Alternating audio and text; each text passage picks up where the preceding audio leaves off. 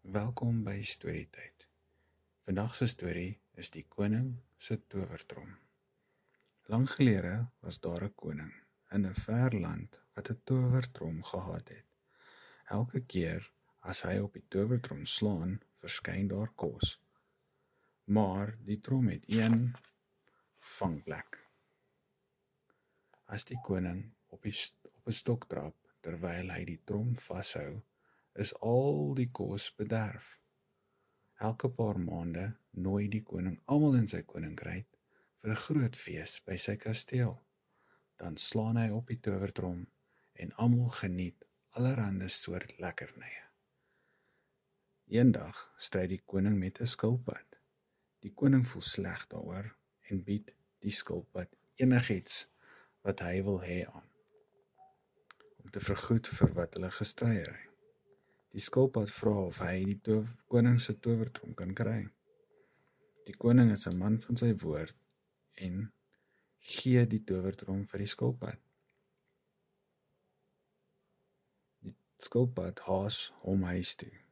"Ek is ryk," sê hy vir sy vrou. "As ek kos wil hê, moet ek bloot op hierdie trom slaan." Die skilpad se vrou en kinders is hoeka, honger en vra dadelik vir kos. Die skilpad slaan op die trom en skielik verskyn daar uit die niet genoeg kos vir hulle almal. Naderhand raak die skilpad al hoe luier en hou uiteindelik op werk. Sy gesin raak al hoe vetter en het meer kos as wat hulle ooit kan opvreet. Eendag is die skilpad op pad huis toe met sy trom. Hy trap per ongeluk op 'n stok en toe hy by die huis kom, is al die kos bederf.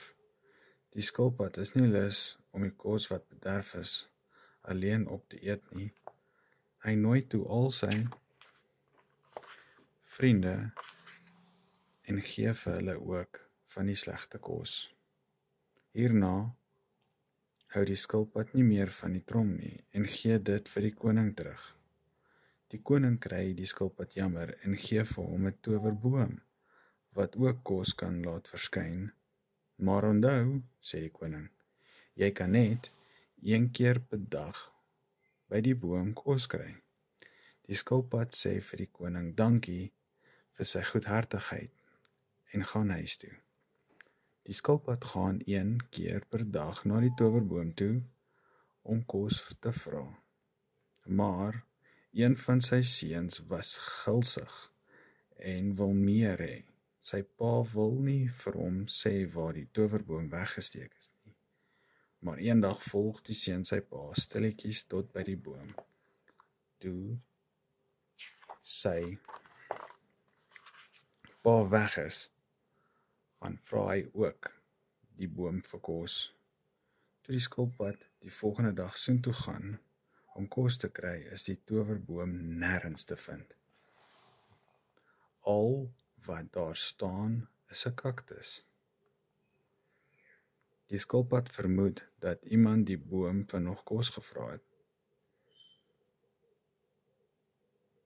Die skilpad gaan haal toe sy gesin en bring hulle na die plek toe waar die towerboom was.